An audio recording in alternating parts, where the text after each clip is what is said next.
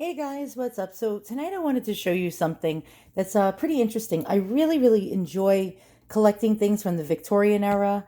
Anything from the 1800s, to me, is just like a beautiful work of art. So tonight I'm going to show you something called a calling card case and calling cards. So back in the Victorian era, actually this started, I believe, in the 1700s, but it was most popular during the Victorian era. Whenever somebody visited somebody and went to their home, or wanted to invite them somewhere, or actually just for etiquette purposes, they would have something called a calling card. And a calling card was, say, for example, I went to visit my friend Deborah's house. I wouldn't be able to go to her house politely without one of these cards. If I went without one of these cards, that would have been a travesty back then. And it would have been gossiped about. Everybody would have talked about what bad couth I would have had going to Deborah's house and having the nerve not to bring a calling card or a visiting card, as these are called. Now, there was meanings and symbolism behind everything during the Victorian era. So if somebody went to somebody's house to pay them a visit, and they of course brought their calling card or visiting card, if the person was not home to receive them, etiquette stated that they had to leave the calling card. I believe if they folded down one of the corners, that meant that I came to visit you, but you weren't home. Now, if you went to visit somebody and the person you wanted to visit wasn't at home, but say their Aunt Sally was there, I believe you folded the card in half and left it for Sally, even though you weren't there for Sally. There was so many meanings behind these cards. Now, these are quite beautiful. These are die cut.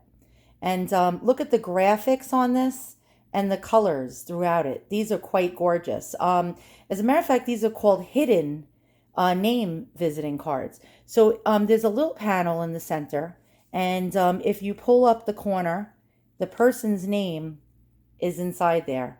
So that's quite beautiful. As you can see, the quality is just absolutely amazing. Here's another one. And a lot of times they would have these little sayings and poems on them, even Bible verses. And it says here, when you open this van, may you open your heart and think of me kindly. And I can hardly see this. Foe, we are apart. Oh, how pretty. Okay, so you open that, and there we go. And there's a name. Now you can back then people would get these cards actually made up by a printing press with their names actually printed. There was I think some of them, it was like 10 cents for 20 of them, or 15 cents for 20 of them. They were quite pricey. Back then, like 25 cents was like equivalent to like $5 or $10 now.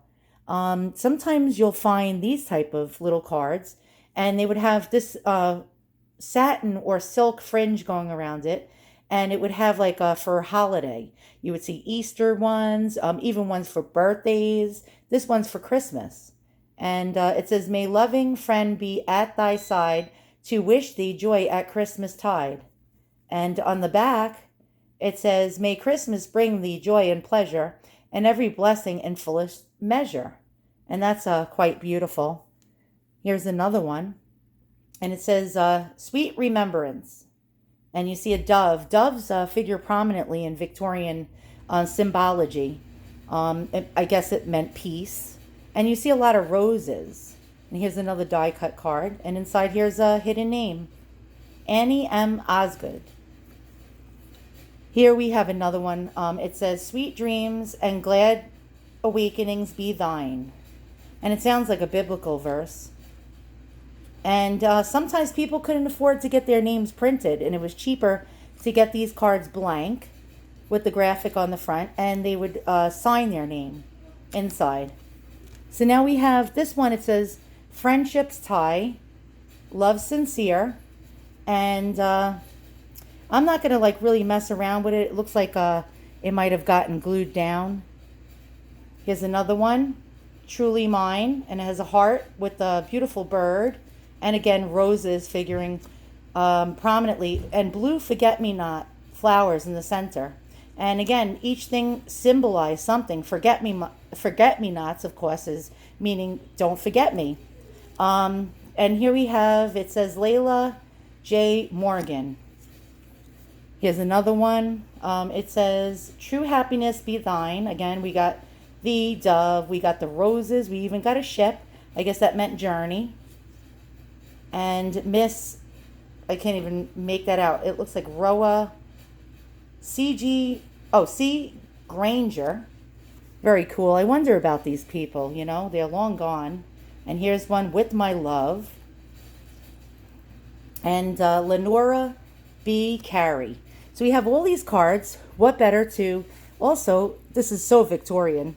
They always had cases for everything. Cases and boxes and receptacles. So here's an example of a calling card case, and they came in all different sorts of like designs and motifs. This particular one is, it looks like bison fur or hide or some kind of beaver fur. And it's also, it has like a silver or a nickel frame, like a purse almost, with a little tab you press that releases it and it opens.